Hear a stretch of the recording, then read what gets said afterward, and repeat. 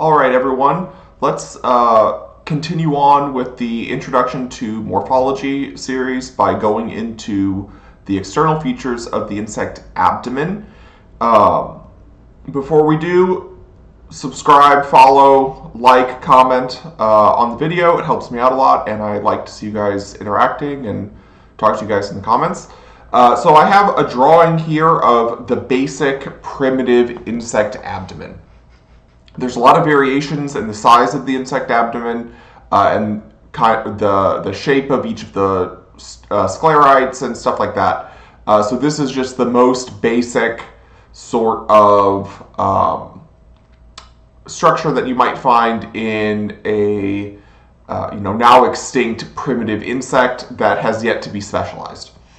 So some terms to remind you of. Tergites are the name for the plates, the sclerites, on the dorsal surface of the insect. So this is the dorsum up here, and this is the venter. On the ventral side, those same plates are called sternites. It's sternal, and this is a lateral view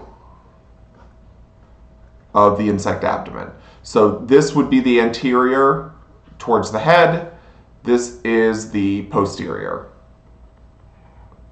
towards the anus, and the anus would be right here in between those two plates. So these first three portions here, this portion, and this portion, this would be the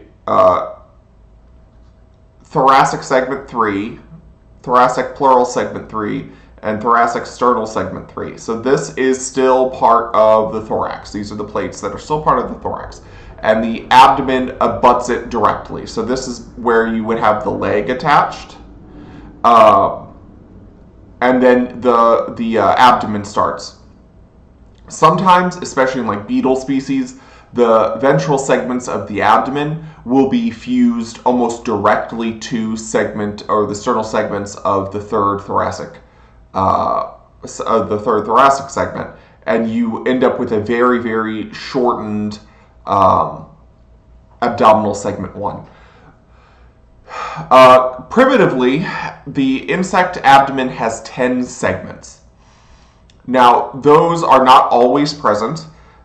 Even primitively, the 9th and 10th segments of the insect abdomen tend to be very small. Sometimes those segments are completely lost. And primitively, there are 8 spiracles used for respiration. That's what these holes going down the side are. These are spiracles.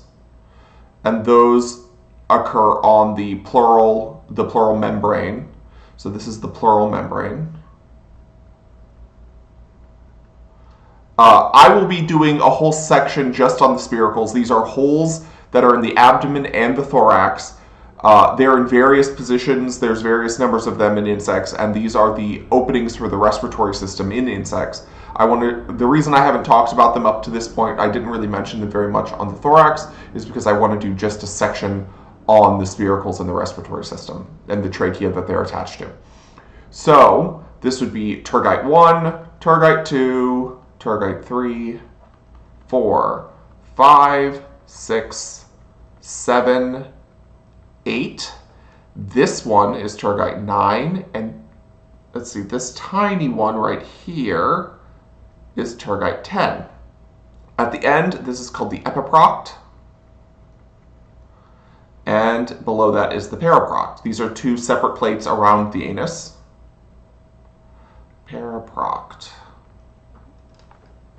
On the ventral surface, this is sternite 1, sternite 2, sternite 3, 4, 5, 6, 7, 8, and 9. Sternite 10 is not visible. It's not present. This appendage that sticks out the back, this is called the cercis. When there's 2 of them, there's usually 2 of them. They're called the cerci. They're just kind of segmented sensory organs. They're pretty useful in things like cockroaches. They have enormous nerves that run through them that allow cockroaches to sense movement behind them, which is why they're so hard to step on. Furthermore, this primitive structure here, this is the male version of the abdomen. For male insects, almost all of their genitalia are inside the body, and we'll do a video by itself just on the genitalia.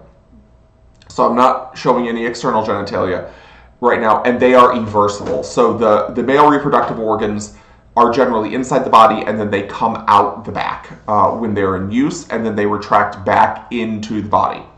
For the female insect, they have a slightly different look. This is what a female insect would look like, and they have this structure on the posterior called the ovipositor, and this is how they lay eggs. This is the ovipositor cross section, and we'll talk about the ovipositor here. So the ovipositor is on the female. This is basically a stinger, almost like structure. And I say that because in wasps and bees, the ovipositor is what forms the stinger. So only female wasps and bees can sting. Male wasps and bees don't have stingers. And these are called the valvifers. Sometimes they're called the gonopophysis. So this is, let's say, gonopophysis, hard thing to spell, pophysis, or valvifer 8, because it comes off of sternite 8. This is gonopophysis 9, and this is the third valve. They don't usually call it a gonopophysis. This is called the gonostyle, and this is technically off of segment 10 or sternite 10. It's what's left of sternite 10 in the female. These three, let's see if I can't fill these in. These three appendages, and that's what they are. They are modified appendages, modified legs. This is the only place on the, This is the only place on the insect that you would see modified legs. These three here, let's see, all sit within each other, and they form this ovipositor. So the ovipositor cross section is here. So the top two segments here, this is the gonostyle. This bottom segment is the gonopophysis 8. And then these internal ones are gonopophysis 9.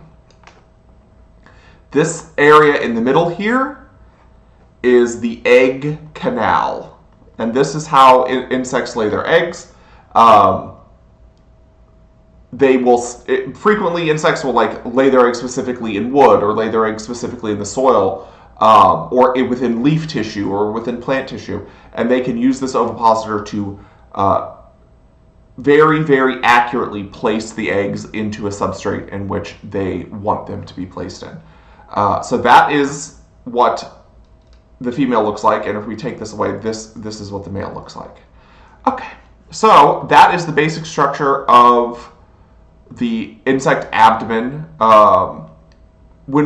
It's actually the exterior portions of the abdomen are fairly simple. When we get into the internal anatomy, this is where all of the organs are located. So there's a lot more going on inside than outside.